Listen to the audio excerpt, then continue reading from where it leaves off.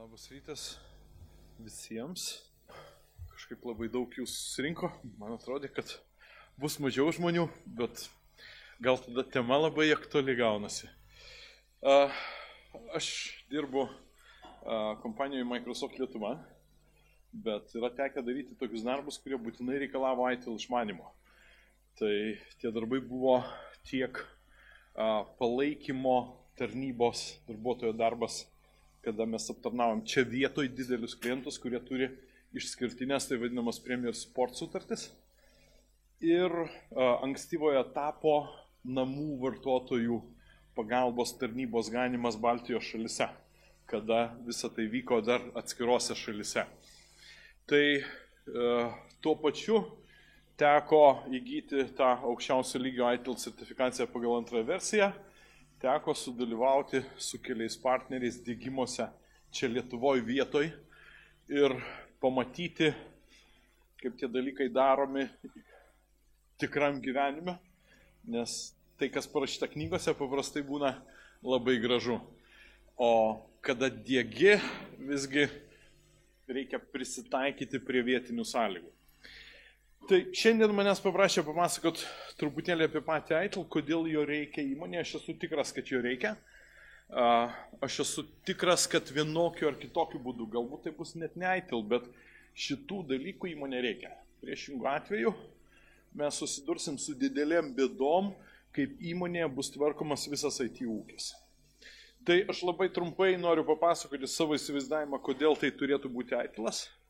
Nes ITILas man labiau patinka negu kiti daiktai, kurie yra panašus.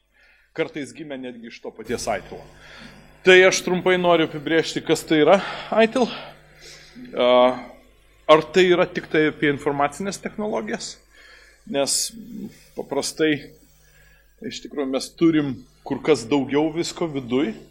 Ir ITILas labai gražiai tą atspindi, jūs pamatysit. Tada klausimas, o kodėl ne kažkas kito? Nes mes turim Lietuvoje, pavyzdžiui, labai stipriai veikiančią organizaciją, kuri atstovauja Kobitą, kuris irgi labai neblogas variantas įmonė būtų. Bet aš manau, kad įmonė reikalingas toks dalykas ir aišku, tada klausimas, kokios pamokos, kokie dalykai lemia, kad ITILas galėtų būti įdiegtas sėkmingai įmonėje. Nes ypatingai pradedant šitos dalykus daryti, mums reikia greitos pergalės ir ganėtinai didelės sėkmės. Kaip žinia, ITILas verčiasi kaip IT Infrastructure Library. Viskas prasidėjo maždaug 1980 kažkelintais metais, 86 turbūt pirmosios knygos pasirodė. Ir pirmoji versija buvo iš tikrųjų, ką žmonės įsivaizduoja, kaip turėtų veikti IT ūkis. Pirmoji versija aprašė atskiras funkcijas IT organizacijos veiklos ir iš viso knygų išleista buvo apie 40, todėl tai buvo pavadinta biblioteka. Vėliau tai buvo truputėlį sutvarkyta, struktūrizuota ir ta tikroji ITIL sėkmė yra antroji versija, sakykime, taip maždaug 99 metai, kada dvi pagrindinės knygos apjungusios 10 procesų aprašymą ir vienos svarbiausios funkcijos aprašymą, davė toną viskam, kas pabandė paaiškinti tokiais ne IT žmonėms suprantančiais terminais, kaip reikėtų valdyti visą šitą ūkį. Vėliau tai buvo tobulinama, buvo trečioji versija, dabar nutarta vadinti pagal metus, tai dabar turim leidimą ar laidą 2011, su 5 knygom, kurios čia matosi, bet jeigu taip pasižiūrėti, iš tikrųjų žmonės naudoja šitą dalyką informacinių technologijų padalinio veiklos valdymui įmonėje. Kaip tas dalykas daromas? Jis aprašo procesus, kurie turėtų būti mūsų organizacijai ir ITILas siūlo įsivaizduoti visą tą IT ūkį ne kaip kažkokius technologinius dalykus, bet kaip teikiamas paslaugas. Teikiamos informacinių technologijų paslaugas. Kada jūs užsisakot interneto ryšį iš tiekėjo, sudarot sutartį, sutartyje yra numatyti įsipareigojimai, kaip ta paslauga bus tiekiama, kokie kokybės kriterijai, ką jūs gausit, kokia greitaveika. Visi tie dalykai yra visiškai aiškus, nes tai yra išorės tiekėjas, aš noriu tiksliai žinoti, ką gausiu už tuos pinigus, kuriuos sumokėsiu už šitą paslaugą. Tai jeigu mes taip pat įsivaizduotume įmonės vidinį ūkį, būtų super dalykas, nes tada mes mokėtume suskaičiuoti, kiek kainuoja tos vienos konkrečios paslaugos teikimas vienam vartotojui. Ir jeigu kažkas pas mūsų viduj klaustų, ar nereikia padidinti IT biudžeto, ar tiksliau geresnis klausimas būtų, ar tas padalinys, kuris užsako šitą paslaugą iš IT padalinio, kiek jam reikėtų mokėti konkrečiai už šitą vieną paslaugą, paslaugos tiekimą konkrečiam vartotojui. Tai yra, daugelis ginčių išnyktų. Ir Lietuvoje šitas idėjas, kad IT padalinys neturi turėti IT biudžeto įmonėje, girdėjau, gal tuo momentu atrodė kaip toks labai eretiškas šūkis, bet tai buvo prieš kokius 7-8 metus.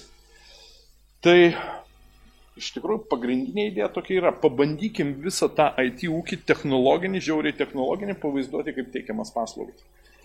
IT neturėtų teikti visko, IT teikia kažkokius ganėtinai konkrečius dalykus. Tai būtų tas, ko reikia. Ir antras toks svarbus momentas, ką numato ITIL, tai kad tos teikiamos paslaugos nėra tiesiog šiaip, mes teikiam ir viskas. IT organizacija turėtų reaguoti į užsakovo poreikius, turėtų stebėti, kaip šita paslauga yra teikiama ir turėtų stengti šitą paslaugą tobulinti. Tai yra nuolatinis kokybės gerinimas yra įsiūtas į ITIL. Iš tikrųjų, tai yra tam tikras kokybės valdymo modulis, kuris tikrai egzistuoja. Antroji versijoje jis nebuvo taip aiškiai išreikštas, jis buvo aprašytas, bet nebuvo išskirtas į procesus. Dabar mes tam turim netgi atskirą knygą, vieną atskirą ITIL dalį skirtą vien tik tai tam. Ir akivaizdu, kad vien tik tai paslaugų tobulinti neužtenka, reikėtų daryti kažką daugiau, reikėtų rūpintis pačiais tais procesais, kurie leidžia užtikrinti paslaugų teikimą. Vadinasi, ir tuos pačius procesus savo organizaciją, savo IT organizaciją reikia tobulinti. Va štai tokios pagrindinės idėjos yra ITIL knygose. Klausimas, ar ITIL-as yra tik tai apie informacinės technologijas? Tikrai ne. Ypatingai tas tapo akivaizdu išėjus trečiai versijai, nes šitie dalykai, kaip sakiau, antroji versijų jie buvo, bet jie buvo įžangoje, jie buvo įvaduose surašyti ir atskiro skyriaus, atskiro proceso nebuvo. Tai jeigu paskaičiuosim, koks šuolis buvo padarytas iš antrosios versijos į trečią, antroji versijoje mes turėjom 10 procesų, trečioje versijoje mes turėjom, sunku pasakyti kiek, niekas tiksliai negalėjo pasakyti, bet dabar 2011 versijoje sako 26 procesai. Vienus tai gąsdina, mane tas irgi truputėlį neramino, nes aš taip pabandau įsivaizduoti, kiek laiko reikėtų įmoniai sugaišti, norint visus tos procesus įsidiegti. Visa laimė, ITIL-as nėra kažkokia kokybės, vien tik tai kokybės valdymo metodika ar standartas ir niekas nereikalauja, kad ten būtų įdėta. Mes įsidėgiam tik tai, ko mums iš tikrųjų reikia, kas mums duoda vertę mūsų įmoniai, mūsų IT organizacijai. Tai požiūris knygose ITIL-o, kas galbūt skaitė daugiau negu vien tik tai vadovėlis, sakykime, kuris padeda pasiruošti egzaminui, tas matė, kad viskas, kas yra aprašoma dažniausiai ne IT padalinio darbuotojo ar vadovo akimi žiūrint. Yra aprašoma, galvojant apie užsakovą, tai yra padalinį, kuris užsako paslaugą, ir vartotoją, žmogų, kuris naudojasi šitą paslaugą, darbuotoją to padalinio, kuris užsakė. Nes visi pasvarstymai, kaip tas užsakymas turėtų būti daromas ir kiti dalykai, būtent sudėti pirmiausia šituo kampu. Ir ten, kur gal kam dar kyla klausimas, kas visgina ką, uodega šunį ar šų uodega, tai irgi yra labai aiškiai pasakyta. Informacinių technologijų padalinys turi reaguoti į įmonės veiklos poreikius ir pirmiausia toną užduoda tie žmonės, kurie vadovauja įmonės veiklai. Jie užduoda toną, jie sako, ko reikia, IT padalinys į tai reaguoja. Toks klasikinis dalykas, kuris galbūt 100% knygose nėra taip parašytas, kaip aš jį aiškinu paskaitų metu, tai yra informacinių technologijų padalinys neturi sakyti ne, bet jis turi sakyti, kiek tai kainuos. Tai turėtų būti atvira komunikacija, dialogas.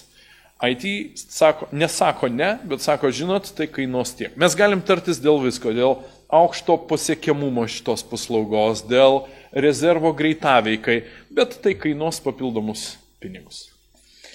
Tai, žodžiu, iš tikrųjų, IT padalinys yra tas, kuris reaguoja, bet šiandieniniai situacijoje visos įmonės priklausomos nuo informacinių technologijų. Aš dar ir moksleiviams skaitau paskaitas savanoriškai apie tai, kodėl reikėtų rinktis IT specialybę šiandien. Ir paprastai vienas iš pirmų klausimų, kuriuos užduodu, būna klausimas, įvardinkit sritį šiandien, įvardinkit specialybę, profesiją, kur informacinės technologijos nereikalingos. Tai pirmas atsakymas, jūs gal spėjat, santechniko nesako, paprastai pirmas sako šlavėjas, valytojas, pirmas būna šitas, antras būna dar kietesnis, būna duobkasys. Bet jeigu mes pagalvosim apie abu variantus, šiandieninius variantus, aš pats išvažiuodamas žiemą įsijungiu žemėlapį, pasižiūriu, kur pravažiavo sniego valymo mašinos, nes jų maršrutas ir dabartinė vieta jau yra atspindėta. Tai irgi valytojai. Dėl duobkasių irgi kitas klausimėlis, kaip surasti reikiamą plotą senose kapinėse, jeigu nenaudosim informacinių technologijų arba bent jau informacijos, kuri yra sukaupta. Tai realiai surasti sritį, kur to nereikėtų, IT nereikėtų, beveik neįmanoma. Tai jeigu įmonė taip priklausoma nuo informacinių technologijų, be abejo, jį tikisi iš informacinių technologijų padalinio kažko daugiau. Ir jeigu informacinių technologijų padalinys to neduos, viskas baigsis, negali sakyti, kad labai blogai, bet viskas baigsis taip kaip telefonistams, kurie irgi buvo kiekvienoje įmonėje. Gal kas prisimena tuos laikus, kad įmonės turėdavo savo telefono pastotės, kurios užimdavo tiek pat vietos, kiek senieji didieji kompiuteriai, turbūt ten dalį pirmojo aukšto buvo darbuotojai, etatai išskirti, kurie ten būdėjo prie tų rėlinių turbūt sistemų dar. Galiausiai visą tai nunyko ir tapo, sakykime, tokia paprasta spintelė, kuri lipdoma prie sienos ir daro visą tą darbą.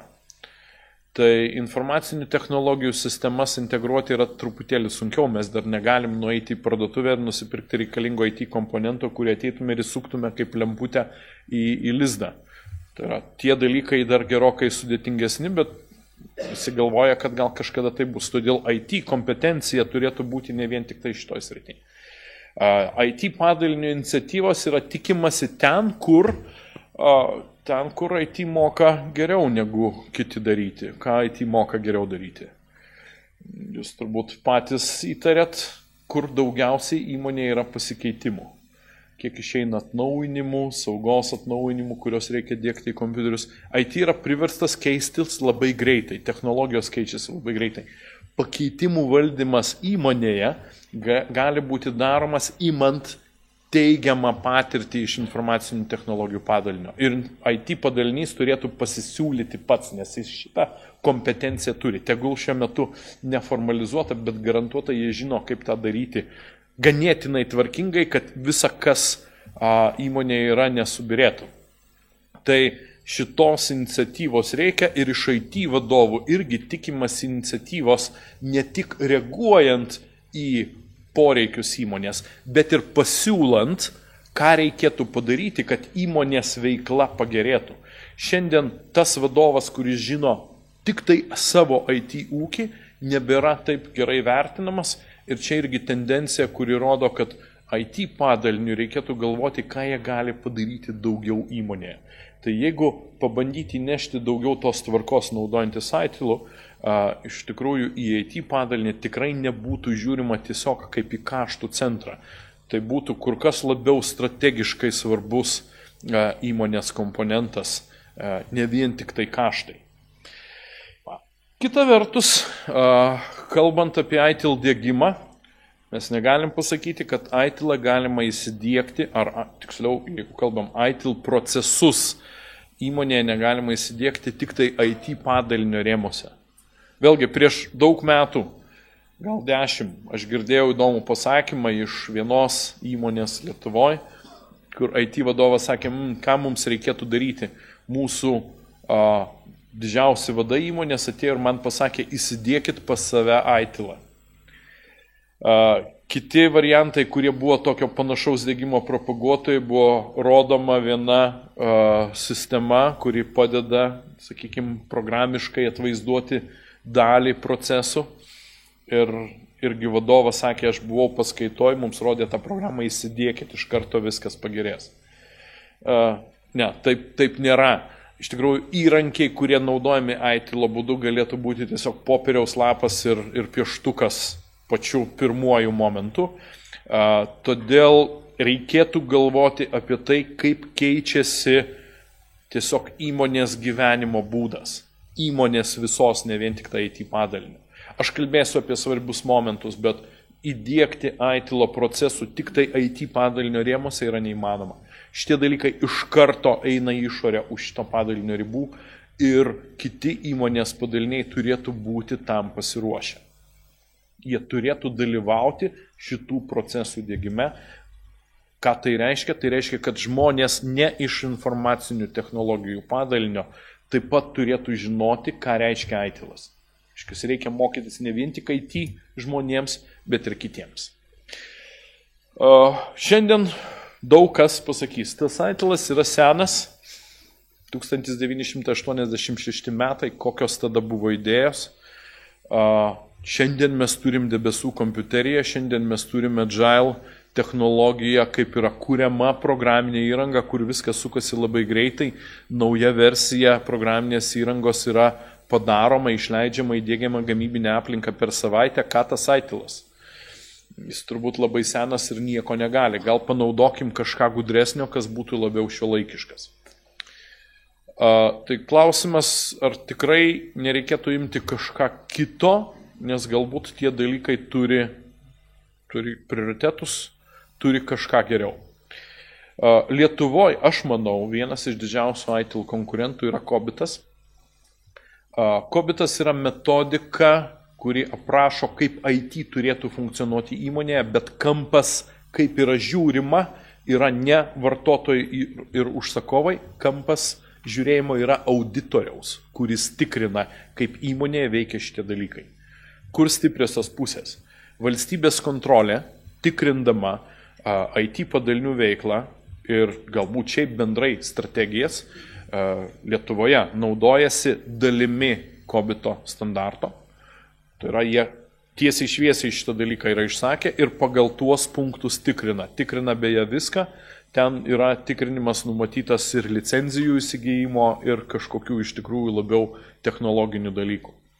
Tai Kobitas prieš keletą metų, praktiškai turbūt jau prieš 2 metus, 4 Kobito versija buvo išversta į lietuvių kalbą. Tai reiškia, ISAKA organizacijos nariai Lietuvoje tikrai labai gerai padirbėjo. Ir jie turi terminų žodinėlį, kur galima susitarti labai aiškiai apie tai, apie ką mes kalbam. Tai yra, kad kalbam apie tos pačius dalykus. Mūsų atveju, kalbant apie ITIL-ą, jeigu jūs kviečiatės kažkokį konsultantą Lietuvoje diegti ITIL-o procesą, kuris padės jums įdiegti, nes aš netikiu, kad konsultantas tą galėtų padaryti vienas. Konsultantas paprastai pirmiausia ateina nešina žodinėlių. Tai yra geras požymis, nes jis sako, kad mes norim susikalbėti nuo pat pradžių, naudoti vieną ir tą pačią terminologiją, tuos pačius daiktus, kurie reiškia. Tai yra geras dalykas, geras požymis, kad atėjo geri konsultantai. Tai šiuo atveju Kobitas tikrai yra labai stipru ir tarp kitko, jeigu žvilgtelėsit į valstybės kontrolės tinklapį, ataskaitos, kurios yra pateiktos, pavyzdžiui, šių metų ataskaitos, užsienio reikalų ministerijos, ten tokie dalykai, kurie nėra slapti, bendrai Lietuvos visų registrų sistemų vertinimas. Šitos ataskaitos yra viešos, galite žvilgtelėti tame tinklapyje, matosi, kaip tai yra išanalizuota. Bet kaip sakau, auditoriui analizuoti yra lengva, sudėtingiau yra jums pasimti auditoriaus metodiką ir pagal ją pabandyti įsidiegti tos procesus, kas turėtų būti įmonėje.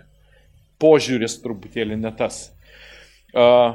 ISO standartai, sakykime, tas pats 20 000, tai yra kaip tik IT valdymo standartas gimęs iš antrosios ITIL versijos, su tam tikrais priedais, kokybės valdymo standartas.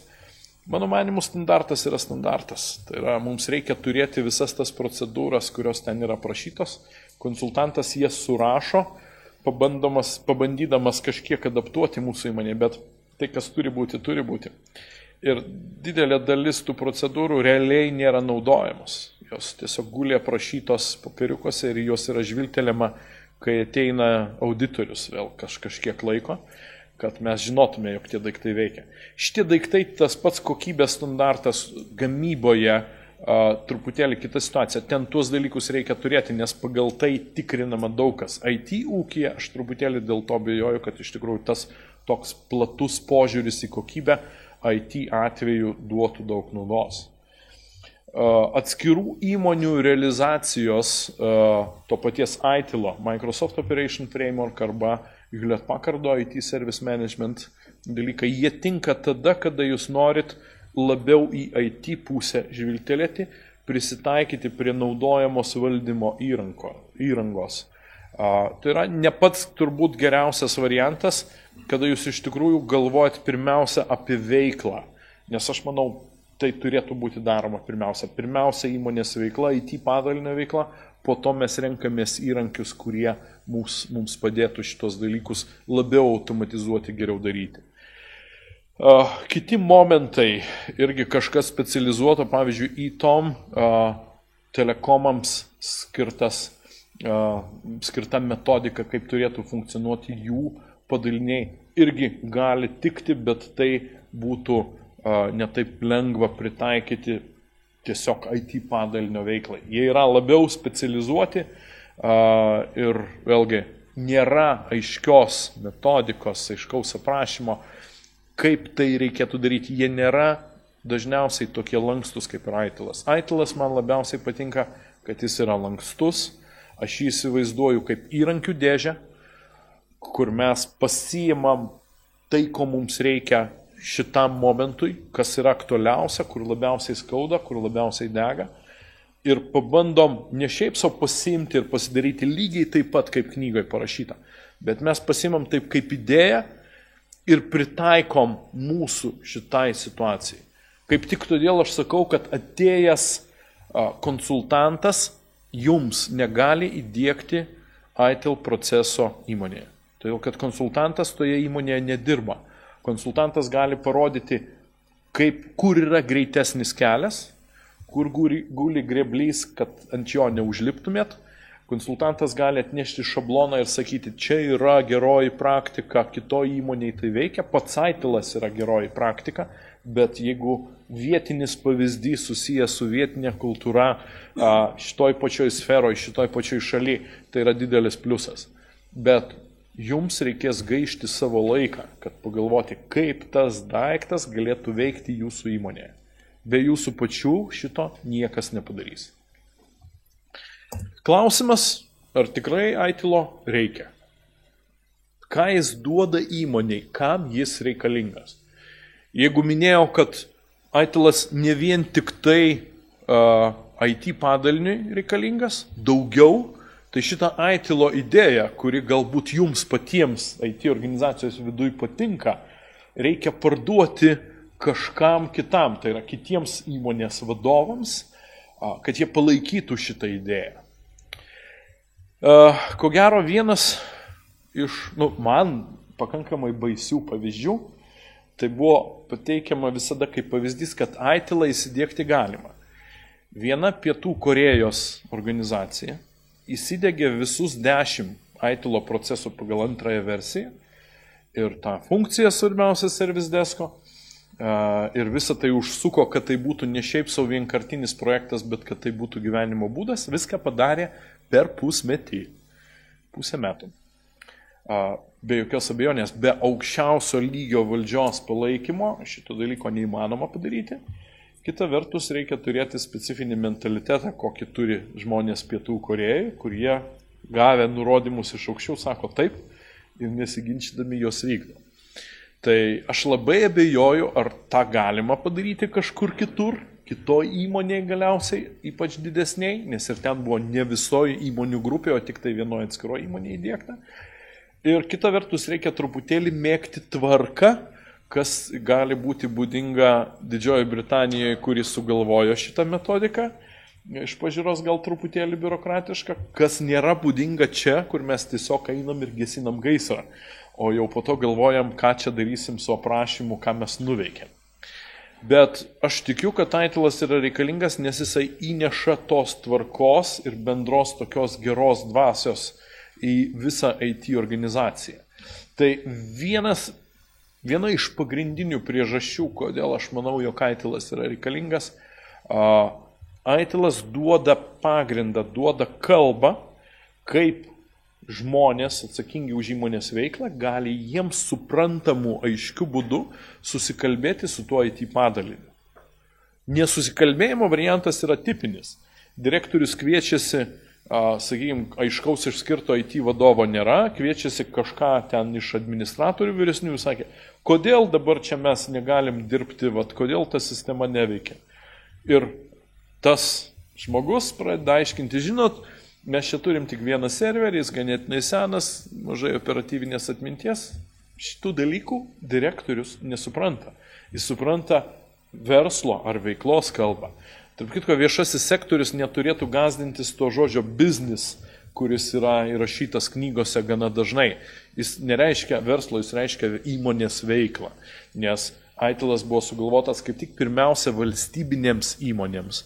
Jis buvo sugalvotas labai įdomioje vietoje, jeigu Lietuvoje tai būtų padaryta, aš sakyčiau, super.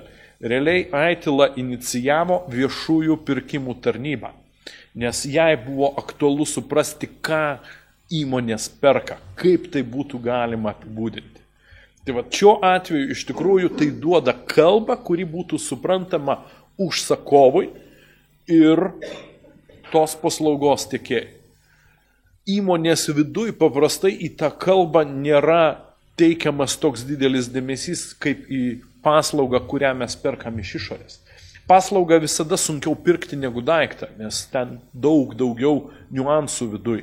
Mes turime įvertinti ir funkcinės savybės, ir kokybinės savybės, mes turime įvertinti nuolat, kaip ta paslauga yra teikiama, nes tai nėra kažkokiu vienu momentu kažką gavom ir viskas baigėsi. Tai tikrai gerokai sunkiau, bet viskas sustigavo, suradus tą bendrą kalbą, tas susikalbėjimo lygis yra tikrai daug geresnis negu bandymas šnekėti visiškai skirtingose sritise, kada įmonės vadovas kalba apie įmonės veiklos poreikius, o IT pusė kalba apie technologiją. Šiuo atveju mes padedam susikalbėti šitiems dviems labai svarbiems, sakykime, veikėjams mūsų įmonėje. Toliau Aitilas duoda susitarimą dėl kiekvienos teikiamos paslaugos. Jeigu jau sakom, kad tarėmės, vyksta dėrybos, jeigu žiūrėsim į procesą, tai yra paslaugų lygio valdymas, bet kaip tik tai leidžia atsakyti į klausimą, kaip viskas turėtų veikti. Nes jeigu dabar jūs paklausit savo paprastą kokį nors darbuotoją, kuris naudojasi vienokią paslaugą, tegul tai bus paprastas elektroninis paštas, kaip jūsų manimų turėtų veikti elektroninis paštas. Tai pagrapštys galva tas darbuotojas, kaip, kad viskas veiktų gerai. Tai tradicinis tada pasakymas, ką mes turim surašyti paslaugų lygio sutartyje ir bus, kas yra viskas, kas yra veiktų ir kas yra gerai. Šitie trys dalykai turi būti apibūdinti. Nes viskas, įvardinkim, kas yra viskas.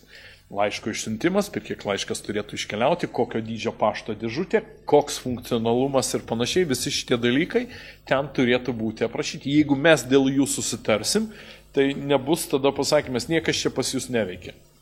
Įvardinkim konkrečiau, kas tai yra niekas.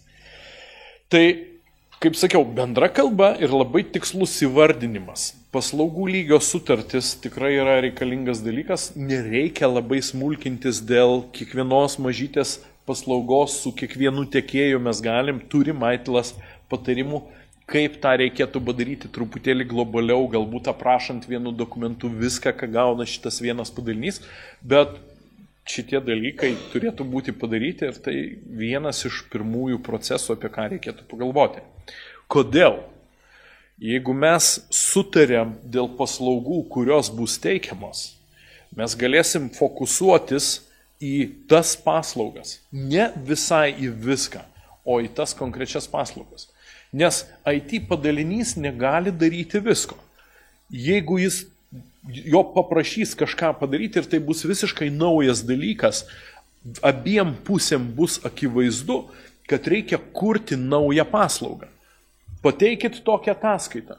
Taip, mes ją galim pateikti, bet reikia ištraukti iš ten, ištraukti į ten, sudėti į kokią nors bazę, išanalizuoti. Mes tą galim padaryti, bet tas kainuos. Tas užtruks. Tai yra meniu, ką gamina, ką pateikia informacinių technologijų padalinys įmonė. Kaip restoranas negali veikti be meniu, taip IT padalinys negali veikti be paslaugų katalogo. Nes realiai aš esu matęs restoranų, kurie veikia be meniu, oficialiai to popieriuko neturi. Bet atėjus prieina padavėjas, Latvijoje, tarp kitko pastaruoju metu tas madinga, ir jie sako, žinot, vat šiam vakarui mes turim ten 2 patiekalus ir 1 desertą, rinkitės. Viskas. O jeigu yra meniu, tai jau kaip ir didesnis pasirinkimas, bet irgi galiu užsakyti iš to, kas yra. Viena iš knygų, kuri moko apie Aitilą, irgi pateikia kaip tik šitą pavyzdį, kas būtų, jeigu veiktų restoranas, kuris sako, mes jums galim pagaminti viską. Tai iš tikrųjų niekam gaminti nebus pasiruošta, jokie ingredientai nebus nupirkti iš anksto.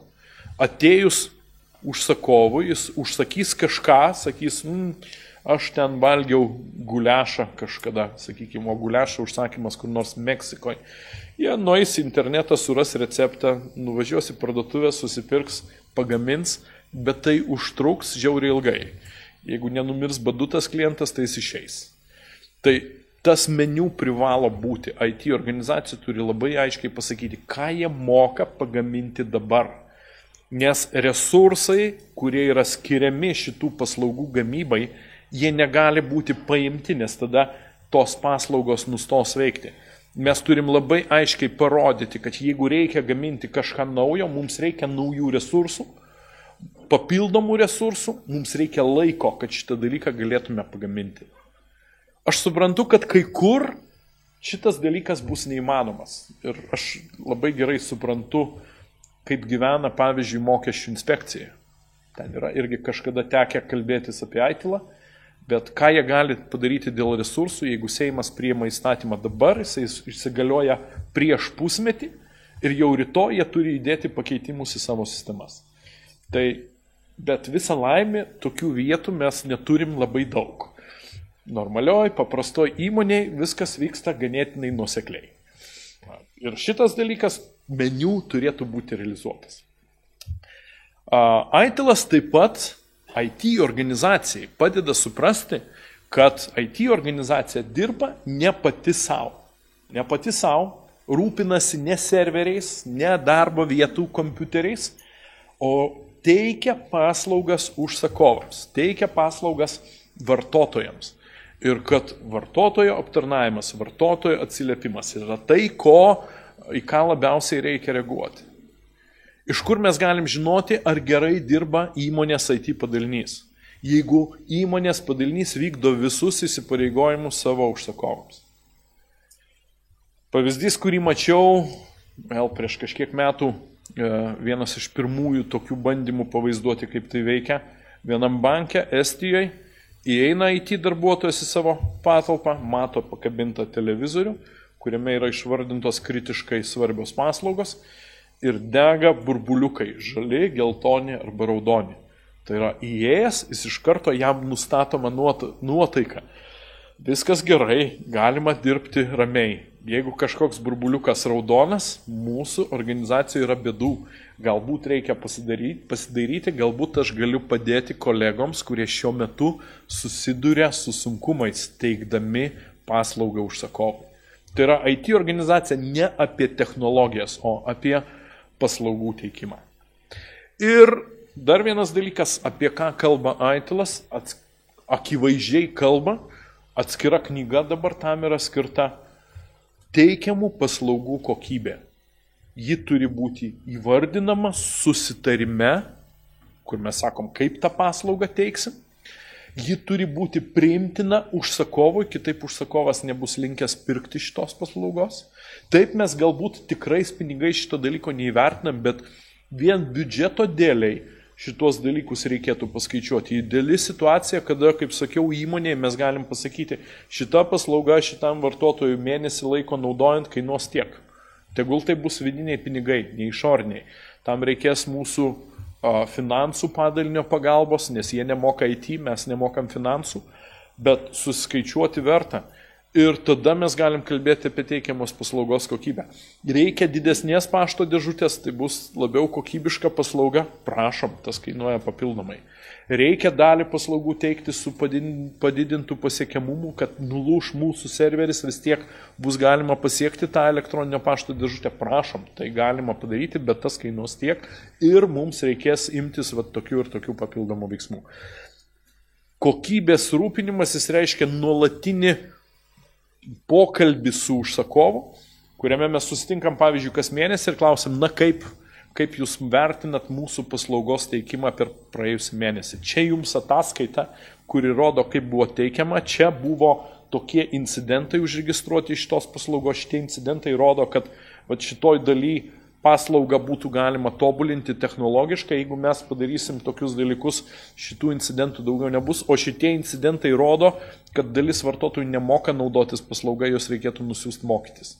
Arba mes, kaip IT organizacija, padarysim filmuką ir jiems viskas pasidarys, aišku, daugiau tų incidentų nebus. Kada vyktų toks pokalbis, kas mėnesį, kas ketvirtį, vėlgi visai kitaip santykiai tarp visos organizacijos ir IT padalinio atrodytų. Todėl Aitilas yra reikalingas, nes pirmas dalykas, kaip sakau, tai yra bendra kalba, kuri suprantama abiem pusėm. IT padaliniui apie paslaugos teikimą ir užsakovui, kad tai nėra technologijos, tai yra iš tikrųjų vėlgi apie paslaugos teikimą. Ar iš tikrųjų Aitilas veikia? Ar iš tikrųjų Aitilas tinka ir patinka tiek IT padaliniui, tiek organizacijai. Šitas daiktas klasikinė Dilberto, sakykime taip, komikso dalis, eilinė, kur rodo, sakykime, nelabai teisingai nustatytus susitarimus, kur viskas yra vertinama tik tai pagal subjektyvius kriterijus, nes vartotojo vertinimas, ką jis mano apie paslaugą, tai yra atsakymas į apklausos klausimą. Nėra objektyvų, tai yra subjektyvus dalykas. IT padalinio veiklos pagal tai vertinti negalima. Mes turim šitą dalyką naudoti, nes mes turim žinoti, kaip keičiasi vartotojų nuomonė, bet vertinimas turėtų būti kažkas, ką mes tiksliai galėtume pamatuoti.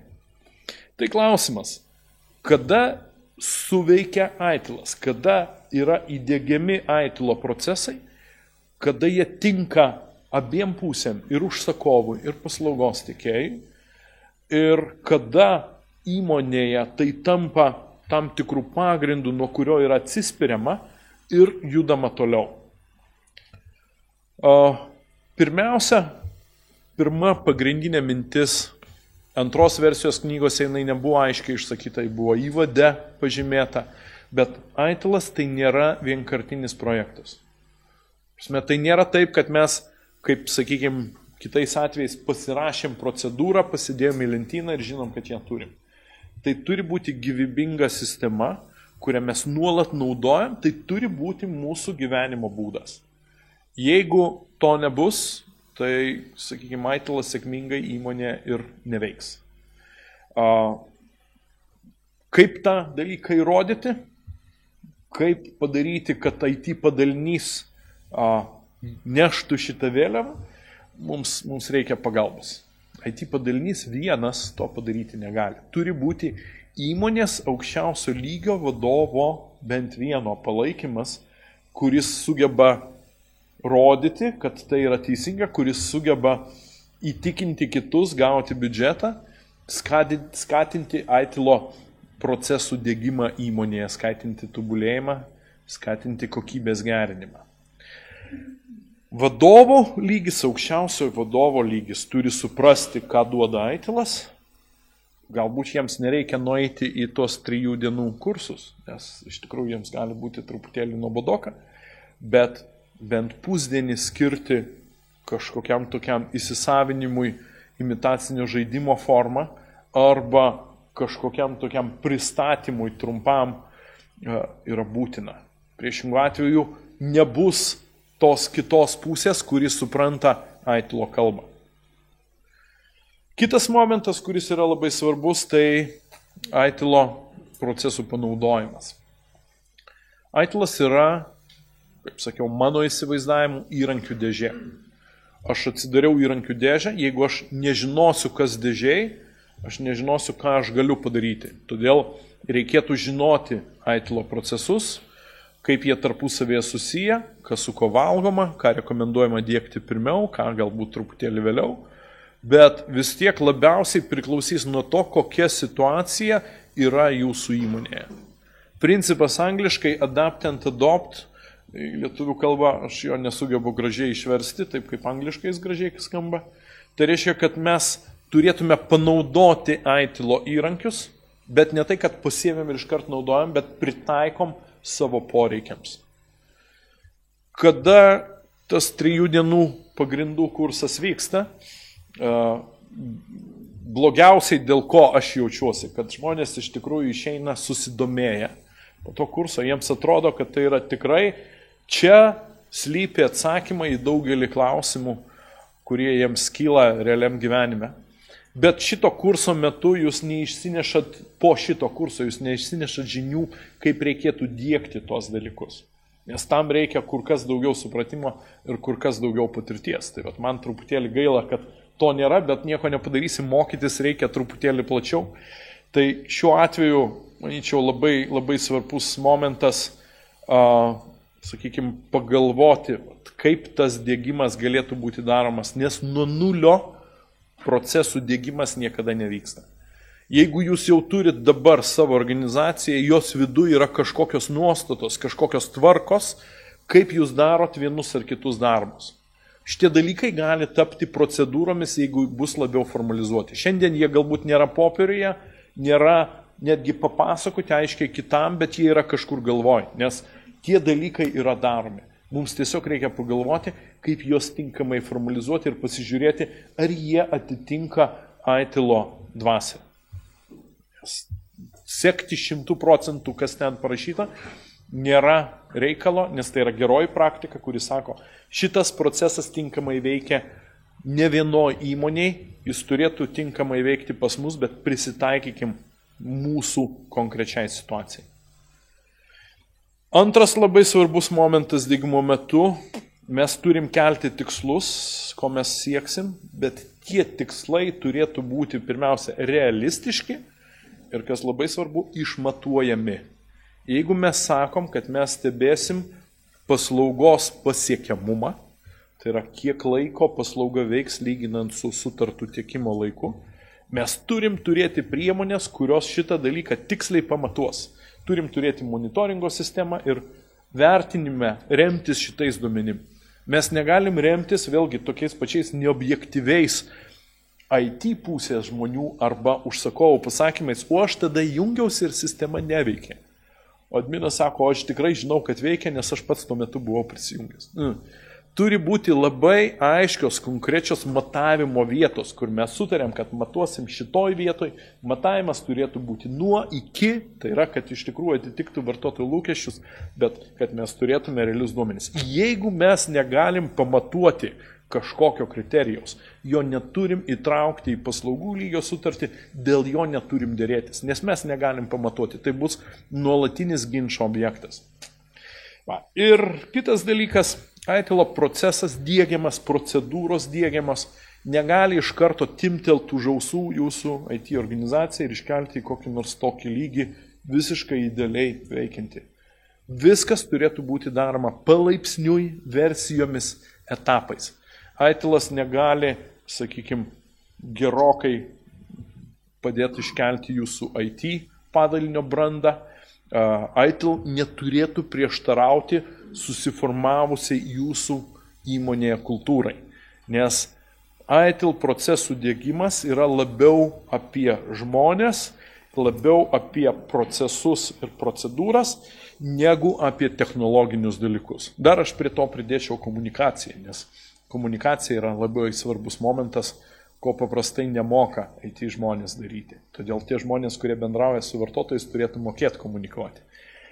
Tai įvertinant šitos dalykus, neskubėkit išgauti idealaus proceso ar idealios procedūros iš karto vienu smūgiu, vienu ėjimu. Tai bus daroma etapais, greičiausiai tam prireiks ne 1 metų. Todėl ir sakau, kad ITILas tai yra gyvenimo būdas, o ne kažkoks trumpalaikis projektas, kur mes dabar investavom ir viskas tuo baigėsi, toliau viskas veiks savaime. Ne. Mums reikės dėti pastangų, reikės investuoti pinigus, bet daugelis paskaičiavimų rodo, kad įdiegti ITILo procesai įmonėje galiausiai tolimesniam laikotarpyje jie atsiperka. Kita vertus, kultūra ir IT branda, kuri susiformuoja, kuri išauga įmonėje, ji irgi duoda savo vaisius. Tai tuos dalykus man yra tekę stebėti, sakykime, Lietuvos įmonėse keliose, kaip tie dalykai veikia, kaip jie darėsi patys, kaip jie įsijungia į užsienietiškus kolektyvus pasikeitus savininkams, kaip buvo vertinami jų gebėjimai, kaip jie atrodė tinkamai šitoje organizacijoje. Visi tie dalykai rodo, kad tai nėra vėlgi kažkas tokio, ką mes čia vietoj galim nuveikti. Ir aš manau, kad lietuviai turi gebėjimų šitoj srity labai nemažų, nes jie neapsistoja ties tuo, kas yra įdiegta, jie ieško, kaip tuos dalykus galima patobulinti. Kartais tai gali atrodyti kaip bandymas apeiti nustatytą procedūrą. Bet jeigu tai veikia ir tai duoda rezultatus, mes turėtume įvertinti, kad galbūt tas dalykas yra geras, galbūt tai turėtų būti įtraukta į procedūrą.